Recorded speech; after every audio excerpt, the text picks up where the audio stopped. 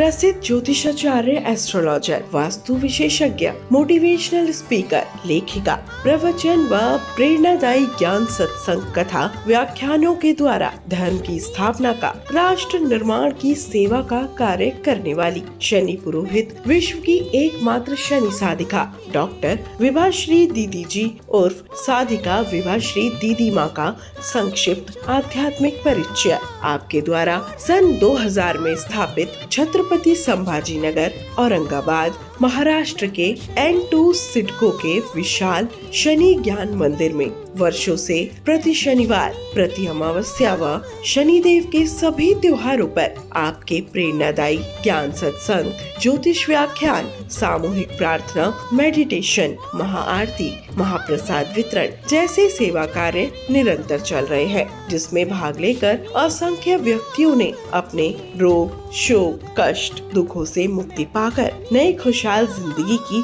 शुरुआत करने का सौभाग्य पाया है। आपके द्वारा छत्रपति संभाजीनगर उर्फ औरंगाबाद, महाराष्ट्र के एयरपोर्ट के पास स्थित चिकल थाना क्षेत्र में श्री शनीश्वर तीर्थ क्षेत्र शनि आश्रम गार्डन की स्थापना हुई, जहां पर प्रति वर्ष 14 जनवरी मकर संक्रांति पर होने वाली नवग्रह शनि शांति पूजा, साधना चिकित्सा शिविर और शनि अमावस्या के दिन होने वाले विशाल शनि शांति अनुष्ठान में भाग लेने हेतु अनेक प्रसिद्ध राष्ट्र निर्माता, संत, नेता, अभिनेताओं का आगमन हमेशा होता रहता है। आप जन्म पत्रिका में शनि की स्थिति को देखकर भविष्य बताने वाली, शनि शांति अनुष्ठान कराने वाली भारत की पहली एस्ट्रोलॉजर महिला पंडित पुरोहित हैं। आप महाराष्ट्र के श्री क्षेत्र शनि शिंगणापुर से लेकर भारत के सभी क्षेत्रों में महिलाओं को शनि पूजा का अधिकार दिलाने वाली, शनि मंदिरों को ज्ञान मंदिर बनाकर अंधविश्वासों को मिटाने वाली भारत की पहली महिला संत साधिका है। भारत के 5 राज्यों में विश्व शांति और पंच महाभूतों, पंच तत्वों की सुरक्षा संतुलन के लिए 108 कुंडलीय महायज्ञ करने वाली आप पहली महिला हैं। आपके द्वारा भारत के सैकड़ों ज्ञान यज्ञ सत्संगों के अलावा विदेशों में UAE, Dubai, Abu Dhabi, USA, America, Canada, Italy, Europe, Thailand, Bangkok, Singapore, Malaysia सहित शांति अनुष्ठान करने वाली आप भारत की अकेली महिला संत एस्ट्रोलॉजर साधिका हैं।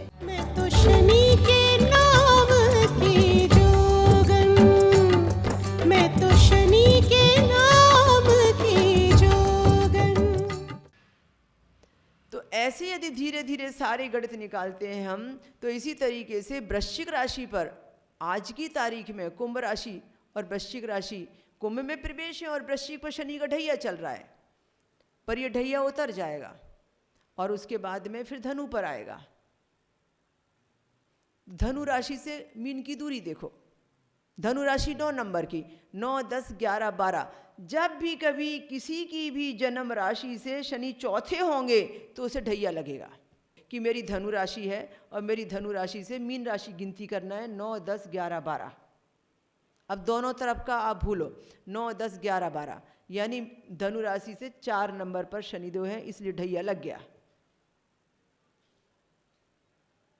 सिंह राशि 5 नंबर, 5, 6, 7, 8, 9, 10, 11, 12, यानी सिंह राशि से 8वें नंबर पर शनि है तो ढैया लग गया।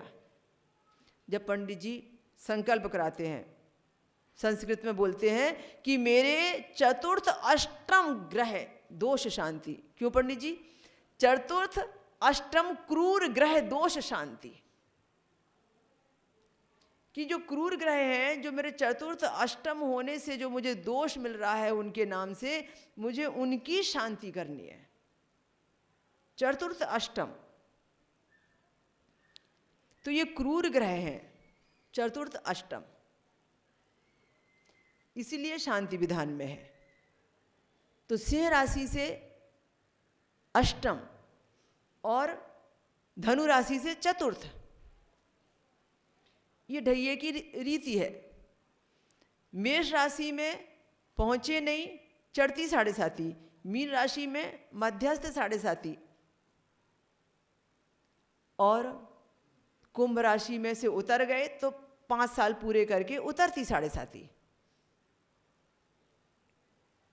और मकर राशि को पूरा छोड़ देंगे। अभी मकर राशि पर उतरती है, अब मकर राशि पूरी 7.5 से बाहर है। बहुत सरल से सरल भाषा में मैंने समझाने की कोशिश की।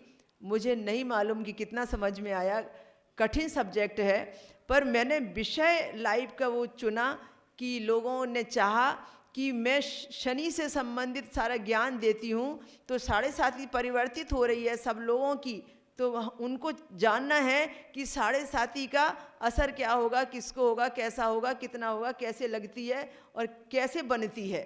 इसलिए कोशिश की है सरल भाषा में आपको समझाने की। अब 10वें नंबर की राशि हो गई कौन सी? मकर। अब मैं आज की बात नहीं कर रही, 10 नंबर की मकर राशि। अब मकर से शनि की दूरी पकड़ लो। जब आप मकर से गिनती करेंगे शनि की दूरी की, 10, 11, 12, तीसरा शनि आपके पराक्रम पर बैठे हैं शनिदेव। स्थान वृद्धि करो शनि, वो आपके पराक्रम में वृद्धि करेंगे। इतनी भाग दौड़ बढ़ जाएगी, इतना काम बढ़ जाएगा कि घर में समय देने को समय ही नहीं रहेगा, खाना खाने की फुर्सत नहीं रहेगी आपको। इसी तरीके से और कुंभ पर आऊं तो 11 नंबर की कुंभ राशि, तो कुंभ राशि से एक घर आगे है वो। एक घर किसको आगे कहूं? मुझसे आगे मेरे धन का घर है, मेरे कुटुंब का घर है, मेरे पूर्वजों का घर है।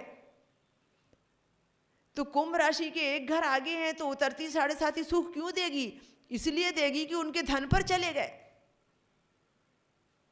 उनके धन पर चले गए यानी चांदी का पाया हो गया। रजत शुभ फलकारी,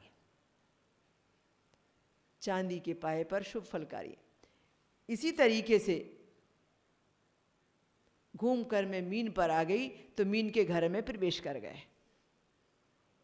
स्वर्ण सर्व सुख मंगल भारी, तो सोने के पाए पर शनि ने प्रवेश कर लिया। थोड़ा कठिन है, थोड़ा सरल है। तो इस तरीके से मैंने अपने वचन के अनुसार में 12 राशियों पर क्या असर होगा उसको बताने का प्रयास किया है। किसी न किसी की कोई ना कोई तो राशि है। ये घर बना है तो इस घर का मालिक भी कोई ना कोई है, और मालिक जो बना है तो उसके मालिक का नाम भी कोई ना कोई है। हमारी राशि है तो राशि का कुछ नाम भी है, और नाम है तो नाम का कुछ ना कुछ ग्रह मालिक भी है। हर राशि का कोई ना कोई लॉर्ड तो होता ही है। मीन राशि के जैसे स्वामी गुरु हैं। तो इस तरीके से यह तो चैनल है पूरा। मैंने आपको ये सब समझाने की कोशिश की। अब मुझे आपसे एक प्रार्थना करवानी है, जैसे मैंने कल आपसे एक प्रार्थना करवाई थी। उस प्रार्थना से मुझे आपको जोड़ना है। यदि उस प्रार्थना से मैं आपको जोड़ती हूँ तो मैं सोचती हूँ कि आपने सच्चे रूप में शनिदेव जी को पाया, माना और समझा। भगवान से हम बार बार कहते हैं, दया कर दान भक्ति का हमें परमात्मा देना। हम भगवान से भक्ति का दान क्यों नहीं मांग रहे हैं? हम वो सब मांग रहे हैं जो हमें नहीं मांगना चाहिए। हम इतनी सी चीज मांग रहे हैं, हम इतना सारा क्यों नहीं मांग रहे हैं? हमें भक्ति का दान मिल जाएगा तो हमें तो परमात्मा ही मिल जाएगा, फिर मांगने की कुछ दूर और दरकार रह नहीं जाती ना। हम हमारी आत्मा में शुद्धता मांग लें एक बार तो हमारी जिंदगी में सब शुद्ध ही शुद्ध नजर आएगा। एक बात मुझे याद आती है। एक राजा था, वो गया एक संत के पास शुद्ध घी के मालपुआ लेकर। मालपुआ राजस्थानी लोग, मारवाड़ी लोग ज्यादा बनाते हैं। शुद्ध घी के मालपुआ लेकर, जो घी में डूबे होते हैं पूरा। संत को प्रणाम किया और संत को शुद्ध घी के मालपुआ दिया। संत महोदय से कहा, स्वीकार कीजिए, मैं बड़ी श्रद्धा से आपके लिए ये शुद्ध घी के मालपुए लाया हूं। संत ने ऊपर से नीचे तक राजा को देखा। संत को लगा ये अपने पैसे का अहंकार दिखा रहा है, मुझे मालपुआ खिला रहा है, मेरे लिए मालपुआ लेके आया है, मेरे लिए सूखी रोटी और मालपुए में क्या फर्क है।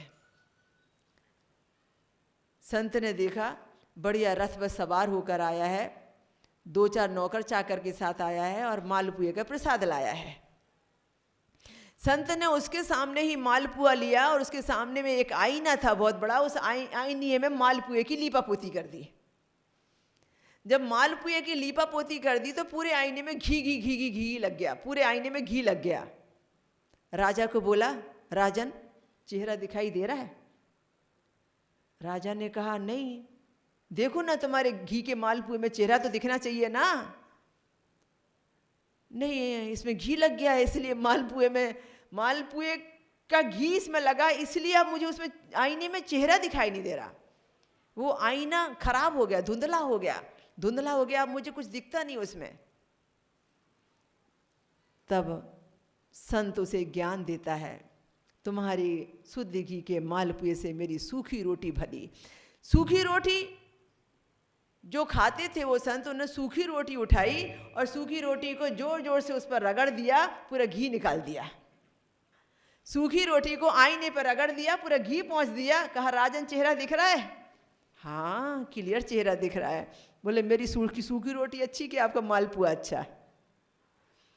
उन्होंने कहा कि आप जब अहंकार से भरे रहते हैं तो आपको आपकी बुराइयां कुछ नज़र नहीं आती, दुर्गुण नज़र नहीं आते और आपकी ज़िंदगी में तकलीफें बढ़ती जाती हैं और इस तरीके से ज़िंदगी धुंधली हो जाती है। और जब आप निश्चल पवित्र मन के रहते हैं, जब समर्पित भाव से भक्ति में रहते हैं, जब भगवान से हर पल उनकी कृपा मांगते हैं, तो देखो सूखी रोटी भी आपको नई तकदीर दिखाती है, नया जीवन दिखाती है, नया दर्पण दिखाती है, क्योंकि मन दर्पण कहलाए। आपको मन इस दर्पण के जैसा बनाना पड़ेगा, फिर आप शनि की कृपा से लबालब भर जाएंगे। ये मुझे अचानक उदाहरण याद आया। तो मैं जो रोज प्रार्थना करती हूँ, वह शक्ति हमें दो दया निधे, वो आपसे आज प्रार्थना कराऊंगी। आज खड़े होकर आपसे प्रार्थना कराऊंगी। 5 मिनट के लिए प्रणाम मुद्रा में हाथ जोड़ेंगे, दिल से प्रार्थना करेंगे। आपको सब कुछ मिलेगा, पर आपकी प्रार्थनाएं ऐसी होनी चाहिए जो भगवान तक वो प्रार्थनाएं आपकी पहुंच जाएं, फिर आपको सब कुछ मिलेगा। बचपने से मैं इस प्रार्थना को करती आई हूँ। कुछ प्रार्थनाएं ऐसी हैं जो जिंदगी का हिस्सा बन गई, जो जीवन चरित्र बन गई, जो जीवन जीने की कला बन गई और जो जीवन में नया रंग भर गई। तो आप मेरे साथ में वो प्रार्थनाएं दोहराएं।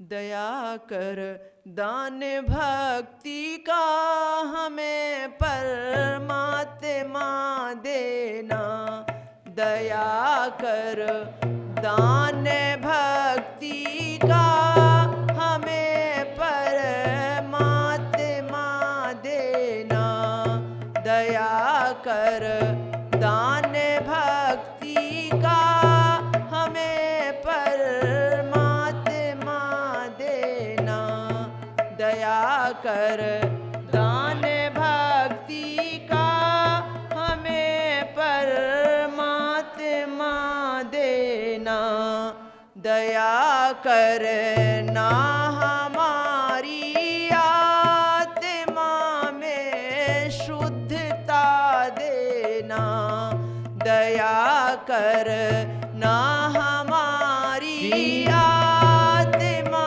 में शुद्धता देना, दया करना हमारी आत्मा में शुद्धता देना, दया कर दान भक्ति का हमें परमात्मा देना। दया कर दान भक्ति का हमें परमात्मा देना। हमारे ध्यान में आओ प्रभु, आँखों में बस जाओ। हमारे ध्यान में आओ प्रभु, आँखों में बस जाओ। अंधेरे दिल में आकर के परम ज्योति जगा देना। अंधेरे दिल में आकर के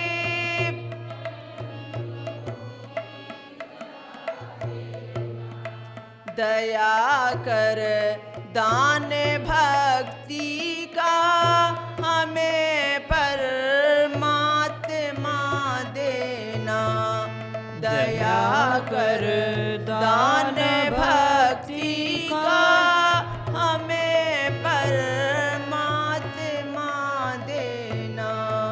हमारा धर्म हो सेवा, हमारा कर्म हो सेवा। हमारा धर्म हो सेवा, हमारा कर्म हो सेवा। सदाई मान हो सेवा, वो सेवक चर बना देना। सदाई मान हो सेवा, वो सेवक चर बना देना। दया कर दान भक्ति का हमें परमात्मा देना। दया कर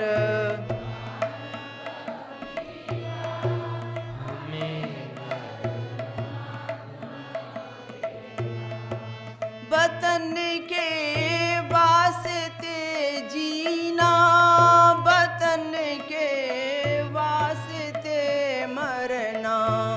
वतन के वास्ते जीना, वतन के वास्ते मरना।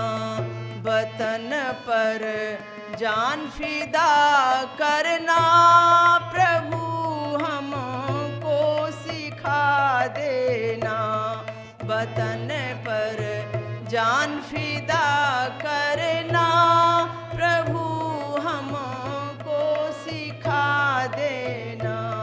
दया कर दान भक्ति का हमें परमात्मा देना।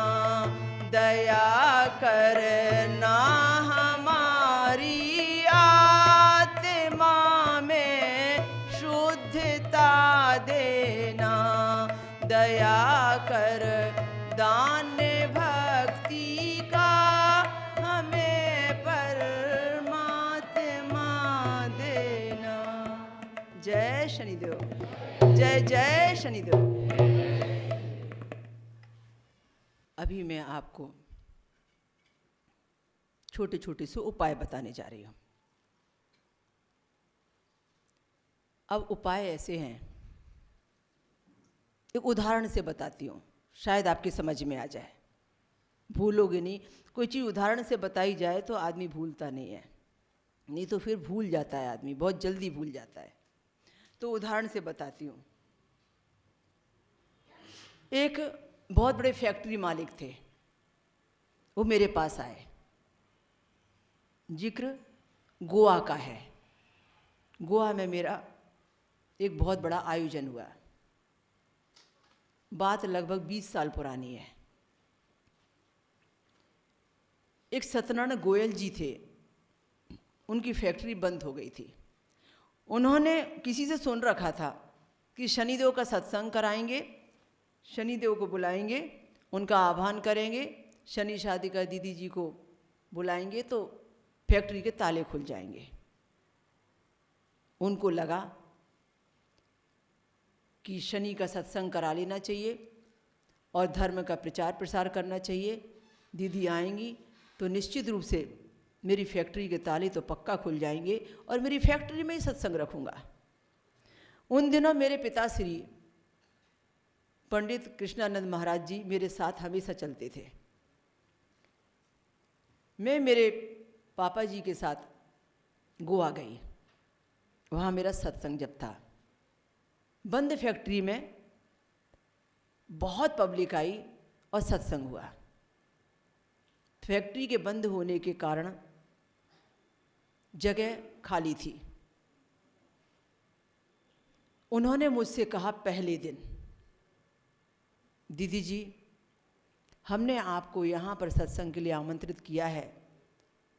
हमें बताया था हमारे यहाँ के लोगों ने कि आप जहाँ भी जाती हैं शनिदेव का आह्वान करती हैं, वहाँ पर आई हुई तकलीफ निकल जाती है, टल जाती है।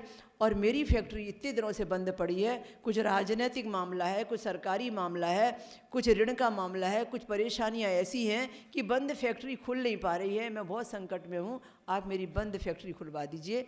मेरा संकल्प कुछ ऐसा करा दीजिए कि ये बंद फैक्ट्री खुल जाए। हमने उनसे कहा अभी तो संकल्प करा दिया है कि ज्ञान दान आपका पुण्य फलकारी बने।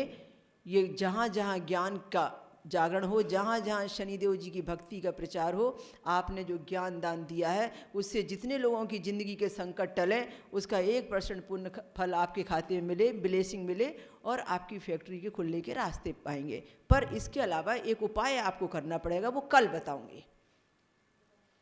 वो दूसरे दिन आए, बोले दीदी जी आपने कहा था कल उपाय बताऊंगी। मैंने रात भर कोशिश की सोने की, पर मुझे ऐसा लग रहा था कि कब मैं आपसे मिलूं और कब मुझे उपाय मिलेगा। मैं रात भर सो नहीं पाया, सिर्फ इसलिए कि आप उपाय बताएंगी और मेरी फैक्ट्री खुल जाएगी। अब मैंने जो उनको उपाय बताया खाली फैक्ट्री खुलने का नहीं, सारे बंद व्यापारों को चालू करने का उपाय है। और ध्यान से सुनो, सारे बंद व्यापार को चालू करने का ही क्यों कहूँ, उन सारे बंद कामों को शुरू करने का उपाय है जो आपके काम नहीं हो रहे हैं, उनके होने का उपाय है। पर शर्त यह है जैसा मैंने उनसे करवाया और उनको बताया वैसा ही आपको करना चाहिए, वैसा ही होना चाहिए। तो मेरी गारंटी पक्की है कि आपका ये उपाय सार्थक होगा, मेरा बताना सार्थक होगा और मीन राशि में प्रवेश शनिदेव का सार्थक होगा। पर उसको ध्यान से सुनो, मैंने उन्हें क्या बताया। मैंने उनसे कहा उपाय ये है, शनिवार के शनिवार 9 शनिवार करना है। आपकी मराठी भाषा में शनिवार दर शनिवार 9 शनिवार करा। सकाळी सूर्योदयाच्या अगोदर उठा, सूर्योदयाच्या अगोदर उठा। कहने का मतलब सूर्योदय के पहले आपको उठना पड़ेगा। सवेरे सूर्योदय के पहले उठ के आपको 2 गरम रोटी चपाती बनानी है। 2 गरम रोटी चपाती बनानी है, उस पर तेल लगाना है और कहीं ऐसी जगह जाना है जहां काला कुत्ता हो और उस काले कुत्ते को वो 2 रोटियां खिलानी है। शनिवार के शनिवार 9 शनिवार लगातार करना है।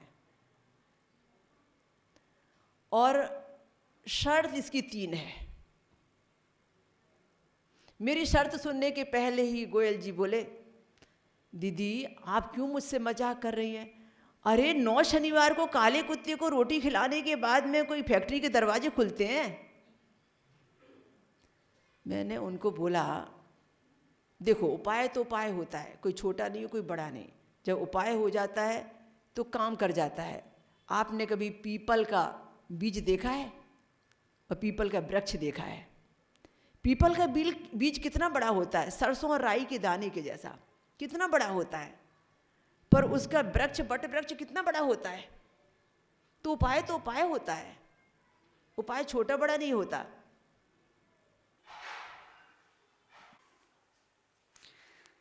जय शनिदेव।